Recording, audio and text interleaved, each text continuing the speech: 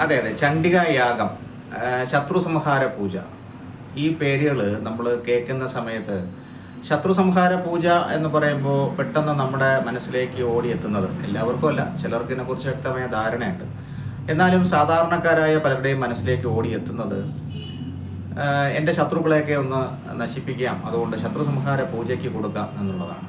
വാസ്തവത്തിൽ അതിൻ്റെ അർത്ഥം എന്ന് പറയുന്നത് അത്തരം ഒരു പൂജയല്ല ഇത്, അതൊരു ആഭിചാര ക്രിയയാണ്. എന്നാൽ ക്ഷേത്രത്തിൽ നമുക്കറിയാം 2038 വരെ മൂകാംബിക ക്ഷേത്രത്തിൽ നേരത്തെ ഞാൻ നോക്കുന്ന സമയത്ത് ശത്രു സംഹാര പൂജ ബുക്കിംഗ് ആണ്. ചണ്ഡികായാഗം, ശത്രു സംഹാര പൂജ എന്നൊക്കെ പറയുന്നത് ബുക്കിംഗ് ആണ്.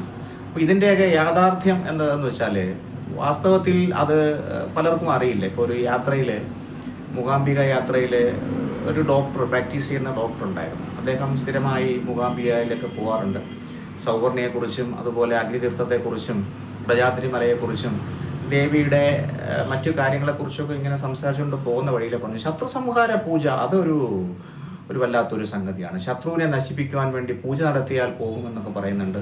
PG കഴിഞ്ഞ ആളാണ് അദ്ദേഹം, ഡോക്ടർ പ്രാക്ടീസ് ചെയ്യുന്നുണ്ട്. അപ്പോൾ അദ്ദേഹത്തിനോട് ഞാൻ പറഞ്ഞു, അത് ഉദ്ദേശിക്കുന്നത് അങ്ങനെയല്ല സാർ, അത് ശത്രുവിനെ നശിപ്പിക്കുക എന്നുള്ളതല്ല, നേരെ മറിച്ച് അത് നമ്മുടെ മനസ്സിലും ശരീരത്തിലും ഉണ്ടാകുന്ന നെഗറ്റീവ് എനർജിയെ മാറ്റി പോസിറ്റീവ് എനർജി ആക്കുക എന്നുള്ളതാണ്. അത് നമ്മുടെ ശരീരത്തിലുണ്ടാകുന്ന രോഗാണുക്കൾ, ആ രോഗാണുക്കളെ നശിപ്പിച്ച് അവിടെ നല്ല ഊർജം ലഭിക്കുന്ന തരത്തിൽ നമുക്ക് മാറണം. അത്തരത്തിലുള്ള മന്ത്രങ്ങളാണ് ഈ ശത്രു സംഹാര പൂജയിൽ ഉപയോഗിക്കുന്നത്. നമ്മുടെ എല്ലാ ദ്രവ്യങ്ങളും അവിടെ അർപ്പിച്ച്, ഹവിസിൽ അർപ്പിച്ച്, അഗ്നിയിൽ എത്തിച്ച് നമ്മളവിടെ ഇരുത്തിയാണ് പൂജ ചെയ്യുന്നത്. നമ്മളവിടെ ആ പൂജാ സമയത്ത് അവിടെ ഇരിക്കുന്ന സമയത്ത് കേൾക്കുന്ന മന്ത്രങ്ങളും സാമവേദത്തിൽ നിന്നെടുത്തിട്ടുള്ള മന്ത്രങ്ങളൊക്കെയാണ് കൂടുതൽ ഉപയോഗിക്കുന്നത്. അപ്പോൾ അത് കേൾക്കുമ്പോൾ തന്നെ നമുക്ക് മനസ്സിലാവും, നമുക്ക് എനർജറ്റിക് ആവാൻ വേണ്ടി പ്രകൃതിയെ നമുക്ക് അനുകൂലമാക്കുന്ന തരത്തിലുള്ള പൂജാവിധികളാണ് ശത്രു സംഹാര പൂജയിൽ മെയിനായിട്ട് ഉപയോഗിക്കുന്നത്.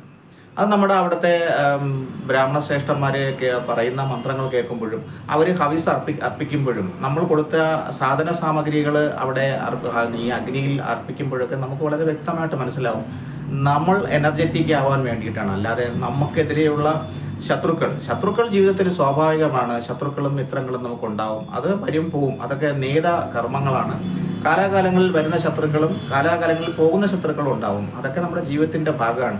അതൊന്നും ഒരു പൂജ ഉപയോഗിച്ച് നശിപ്പിക്കുവാൻ വേണ്ടി സാധിക്കില്ല. അങ്ങനെ ഒരു സംഗതി പറയുന്നെങ്കിൽ തന്നെ അതിൽ യാഥാർത്ഥ്യമില്ല. അങ്ങനെ ഒരു ചരിത്രം ഇന്ന് വരെ ഉണ്ടായിട്ടുമില്ല. ക്ഷേത്രങ്ങളിൽ നടത്തുന്നതെല്ലാം തന്നെ ശ്രേഷ്ഠമാവുക എന്ന ഉദ്ദേശത്തിലാണ്.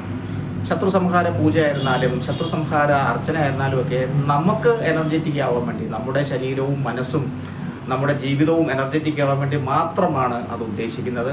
അതിൻ്റെ അപ്പുറത്തേക്കൊന്നും തന്നെ ഇതുവരെ അങ്ങനെ ഒരു അറിവില്ല, അങ്ങനെ ഒരു ഗ്രന്ഥത്തിൽ പറഞ്ഞിട്ടുമില്ല. ശത്രുക്കൾ ഉണ്ടാവുന്നത് മാറുവാൻ വേണ്ടിയിട്ട് പ്രാർത്ഥിക്കുക എന്നുള്ളതാണ്, ഈശ്വരനെ കൂട്ടുപിടിക്കുക എന്നുള്ളതാണ്. നമുക്കുണ്ടാവുന്ന പ്രശ്നങ്ങൾക്ക് നമ്മൾ ഈശ്വരനെ കൂട്ടുപിടിക്കുമ്പോൾ ഉണ്ടാകുന്ന ഒരു എനർജി, ഈശ്വരൻ എന്ന് പറയുമ്പോൾ പ്രകൃതി, ആ പ്രകൃതി നമ്മളോടൊപ്പം അനുകൂലമായി മാറുന്ന ഒരു അവസ്ഥ ഉണ്ടാക്കിയെടുക്കുക എന്ന് മാത്രമാണ് നമ്മൾ ഉദ്ദേശിക്കുന്നത്. അല്ലാതെ ഇതിൻ്റെ അർത്ഥം മനസ്സിലാക്കാതെയാണ് ഏറെക്കുറെ പേരൊക്കെ ബുക്ക് ചെയ്തിരിക്കുന്നത്. പല ക്ഷേത്രങ്ങളിലും ശത്രു സംഹാര പൂജ ചെയ്യുമ്പോഴും നമ്മുടെ മനസ്സിൽ വരുന്നത് നമ്മുടെ വ്യക്തിപരമായ ശത്രുക്കളെയാണ് മനസ്സിൽ വരുന്നത്, അല്ല നമുക്ക് എനർജി കിട്ടുക എന്നുള്ളതാണ്. നമുക്ക് എനർജി കിട്ടുമ്പോൾ സ്വാഭാവികമായിട്ടും നമുക്ക് ശത്രുതയിൽ നിൽക്കുന്നവർ ഒഴിഞ്ഞു പോകും, അത് സ്വാഭാവികമായിട്ടും ഉണ്ടാവുന്നതാണ്. അല്ലാതെ നമ്മുടെ ശത്രുക്കളെ തോൽപ്പിക്കുവാൻ വേണ്ടി, അല്ലെങ്കിൽ ശത്രുക്കളെ പരാജയപ്പെടുത്തുവാൻ വേണ്ടി, അല്ലെങ്കിൽ ശത്രുക്കളെ നശിപ്പിക്കുവാൻ വേണ്ടി ചെയ്യുന്ന പൂജയല്ല ശത്രു സംഹാര പൂജ, ശത്രു സംഹാര അർച്ചന. അങ്ങനെ ആരും അത് കണക്കിലെടുക്കേണ്ട കാര്യമില്ല. ഒരിടത്തും ഒരു ക്ഷേത്രത്തിലും അങ്ങനെയില്ല. നേരെ മറിച്ച് നമുക്ക് എനർജി ഉണ്ടാവാൻ വേണ്ടി മാത്രം, നമ്മുടെ എനർജറ്റിക് ആവാൻ വേണ്ടി മാത്രം ചെയ്യുന്ന ഒരു പൂജയാണ് ശത്രു സംഹാര പൂജ. നമസ്തേ.